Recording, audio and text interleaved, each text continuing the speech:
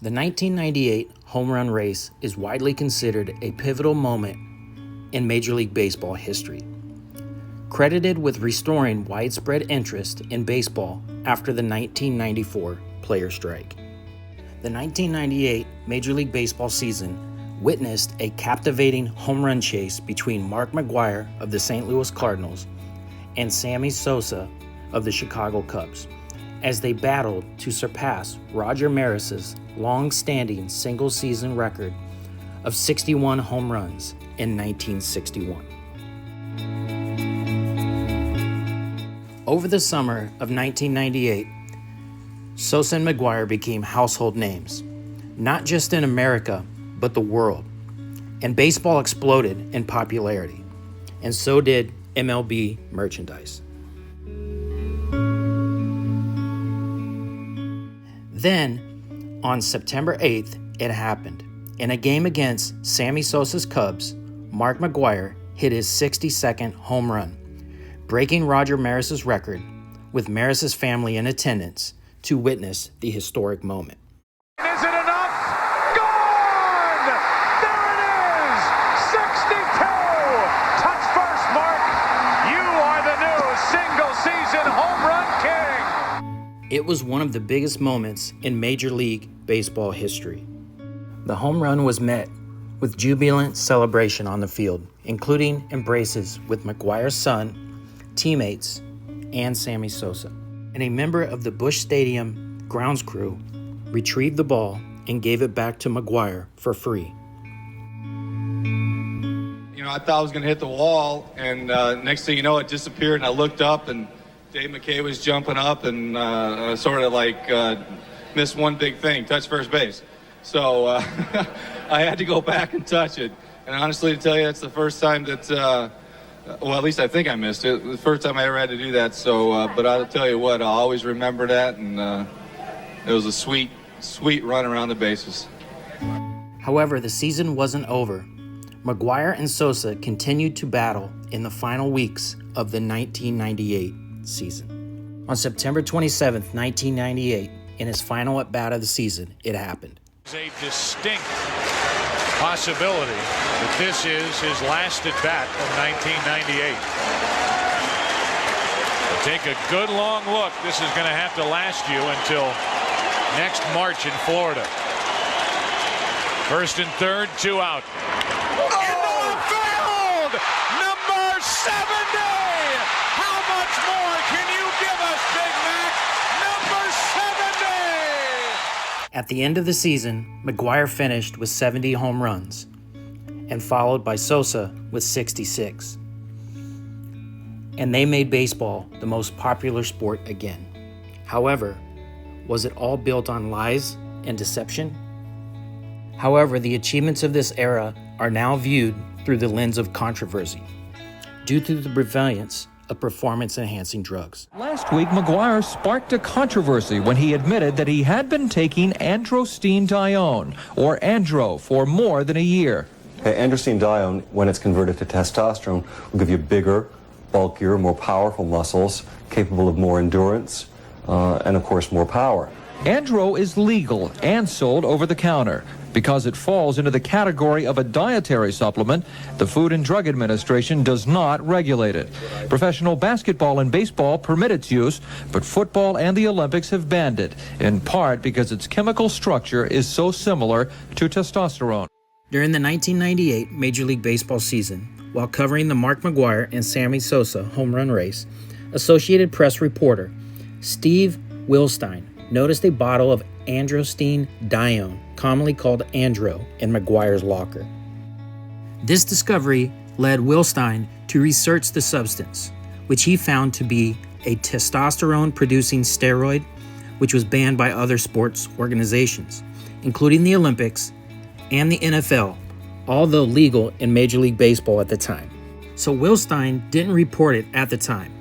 So when Wilstein went to McGwire for comment, McGwire admitted to using the substance and claimed everyone he knew in baseball was using it. Wilstein was accused of evading McGwire's privacy by the Cardinals manager, and Major League Baseball Commissioner Bud Selig didn't even know what androstenedione was. Commissioner Selig downplayed the incident, fearing it would bring negative attention to MLB during a time when baseball's popularity was soaring. Is still legal in baseball, and many players use it without McGwire's results. His coach is angry that the controversy is undermining McGwire's assault on the home run record. This guy goes to the gym every day and works. All that hard work is being tainted by crap like this. Fans at the ballpark agree. If it's legal, do it. That's just smart. That's not stupid. All the power to him. I hope he hits another one.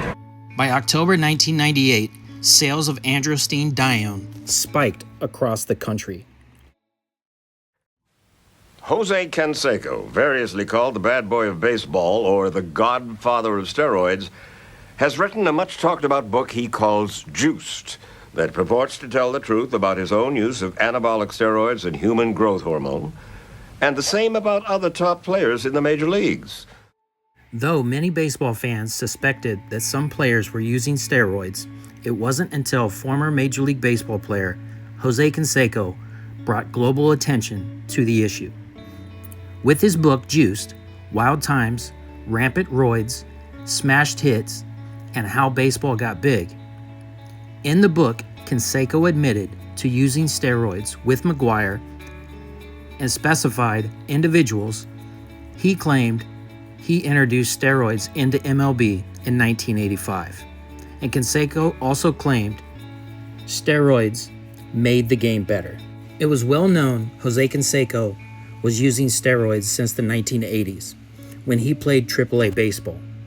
Canseco even referred to himself as the godfather of steroids. Canseco also claimed MLB forced him into retirement because they were aware of his association with the drug.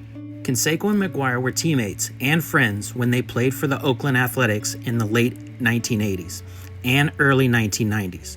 Together, they were known as the Bash Brothers and would hit the gyms as soon as the games were over. It was during this time they met bodybuilder and trainer Curtis Winslow. After the A's lost the 1988 World Series to the Los Angeles Dodgers, Winslow began providing Canseco and McGwire performance-enhancing drugs. Winslow had access to high-grade steroids, including creams that could be rubbed on wrists and arms. The A's soon became the most dominating team in Major League Baseball, returning to the World Series in 1989, where they defeated the San Francisco Giants, and again in 1990, where they lost to the Cincinnati Reds.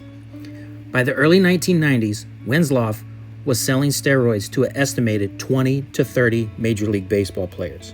Now, it's important to note, steroids did not officially violate Major League Baseball's rules until 1991. The same year, U.S. Congress passed laws restricting their use. Winslow was arrested in 1992 when a gym owner he had been selling to set him up with the FBI. The agent who arrested Winslow was Greg Sajowski, and he learned of his celebrity's clients, but kept the information quiet for 2 years before finally sharing it with Major League Baseball's head of security. Sajowski claimed Major League Baseball at the time seemed not interested and already knew of Canseco and others using steroids, and one of those rumored was no other than the outfielder Lenny Dykstra of the Philadelphia Phillies, who was accused of buying steroids from bodybuilder Jeff Scott, a man who had recently gotten out of jail for cocaine trafficking. In 1993, Dykstra led the Phillies to the World Series and finished second to Barry Bonds in MVP votes that year. By the late 90s, team doctors began noticing a troubling trend. From 1989 to 1998, the average number of MLB players on the disabled list increased by 31%. The most common injuries at the time were strained rib cages and torn hamstring injuries that were more common in players using steroids due to oversized muscles, which were more prone to tearing away from the bone. In 1998, a meeting between doctors and the Major League Baseball Players Union, Bill Wilder, the medical director for the Cleveland Indians, requested that information about dangerous steroids and their side effects be sent to all MLB players as a precaution. However, the Players Union denied the request, claiming that more research needed to be done. They would not even let him send out pamphlets stating steroids were dangerous. One of the reasons why MLB and its executives were not able to act more decisively was the dissatisfaction of the MLB Players Union and the fear of another strike. In March 2001, after more than a decade of widespread steroid use, MLB Commissioner Bud Selig agreed to conduct drug testing only in the minor leagues. When the results came back, about 11% of players tested positive for steroids. Selig then knew it was time to begin testing in the major leagues. However, the Players Union continued to argue with the commissioner, stating testing suspected players with an invasion of their privacy. Around the same time, Jose Canseco told a Fox reporter that a large number of MLB players were using steroids, estimating the figure to be as high as 85%.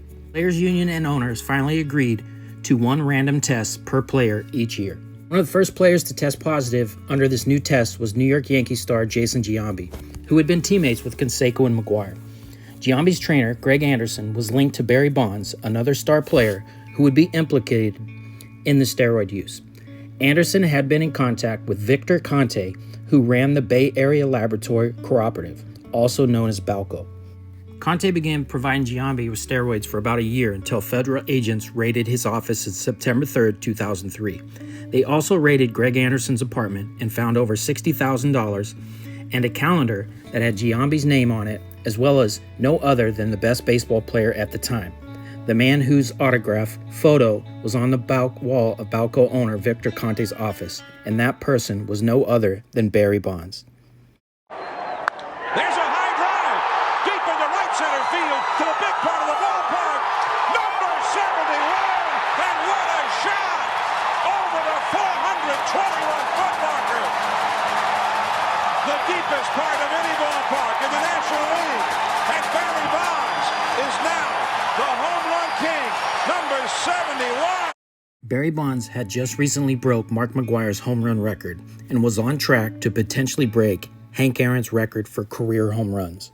Jason Giambi was called to testify before a federal grand jury about Balco and Victor Conte. After leaving court, Giambi was hounded by reporters who asked him questions about it. However, Giambi would deny to the press that he had ever used steroids. However, during the grand jury testimony, Giambi was asked if he had used steroids, and Giambi stated he actually had. And so did Giambi's teammate, Gary Sheffield, who was also recently suspended. The publication of Canseco's book stirred up even more interest in baseball's shadowy drug scene. In the book, Canseco stated he introduced steroids to many popular players, such as Mark McGwire, Juan Gonzalez, Rafael Palmeiro, Ivan Rodriguez, Roger Clemens, and Jason Giambi. Canseco's book even got attention of Congress. Canseco, Palmeiro, McGwire, Sosa, and pitcher Curt Schilling were subpoenaed to testify to Congress about the allegations. And during the testimony, Canseco was the only one to admit to using steroids. McGwire and Sosa gave extremely vague answers. Curt Schilling even stated he had never seen a player use steroids in his whole career. Here today, in 19 years in the big leagues, I have nenever seen a syringe other than one prescribed by a doctor to a player. I've never seen steroids. But in locker room gossip, you may not have seen it. People talk. Canseco was extremely upset by Palmeiro's testimony because Canseco stated he showed Palmeiro how to use the steroids and even injected Palmeiro with them. And in March 23, 2006, a book was written by San Francisco Chronicle reporters Mark Fanaru Wada and Lance Williams. It detailed how Victor Conte, the founder of Balco Laboratories, supplied designer steroids and other banned substances to elite athletes, and it highlighted MLB players like Barry Bonds, Jason Giambi, and others. It also talked about the relationship Bonds had with Victor Conte and Balco. It was long suspected that Bonds had been using steroids. Prior to breaking McGwire's home run record, Bonds had never hit more than 50 home runs in one season. After the publication of Game of Shadows, U.S. Congress once again became interested in Major League Baseball and pressured Commissioner Bud Selig to do more. So Selig hired Senate Majority Leader George Mitchell to fully investigate the problem. Prior to being a senator, Mitchell was a feared federal prosecutor, and the judge spent 20 months doing an in-depth research with many people on MLB teams. However, the Major League Baseball Players Association was uncooperative and encouraged players to not cooperate with Mitchell, as anything they said might be not kept confidential. The only player who agreed to be interviewed was Frank Thomas of then the Toronto Blue Jays. Giambi interviewed with Mitchell, but only because he was required by Commissioner Selig and his involvement with Balco. On December 13, 2007, the Mitchell Report was published, where he named 89 players where he believed to have used steroids. And some of the names in the Mitchell Report were Bonds, Giambi, Sheffield, Roger Clemens, Andy Pettitte, Miguel Tejada, and Jose Canseco. The evidence we uncovered indicates that this has not been an isolated problem involving just a few players or a few clubs. Many players were involved. Each of the 30 clubs has had players who have been involved with such substances at some time in their careers. Former Mets bat boy Kurt Radimski proved to be a key witness for Mitchell. He had been arrested for selling drugs and money laundering and facing 30 years in prison. Radimski agreed to cooperate with Mitchell in exchange for just 5 years of probation. And trainer Brian Menachemy also interviewed and made many allegations about pitchers Roger Clemens and Andy Pettitte. Roger Clemens is considered to be one of the best MLB pitchers of all time. He had won 7 Cy Young Awards, more than anyone else in MLB history. And shortly after being accused of using steroids, Clemens issued a statement denying he ever used them and even filed a defamation lawsuit against Menachemy. Clemens was called before Congress, where he stated under oath that the allegations against him were false. He was later charged with perjury, but was later acquitted. Barry Bonds was also charged with perjury for lying against the testimony for using steroids in the Balco testimony. Bonds was actually convicted, unlike Clemens, but it was later overturned on appeal. Mitchell's report also revealed many Major League Baseball players started testing for steroids. Many users switched to HGH as it was not detectable by MLB tests. A few years after Mitchell's report, Alex Rodriguez, the youngest MLB player to ever hit 500 home runs and the highest paid athlete at the time, admitted he had used steroids. And Rodriguez's admission came 2 days after the Sports Illustrated reported Rodriguez had tested positive in 2003. Prior to Sports Illustrated article, Rodriguez denied ever using steroids.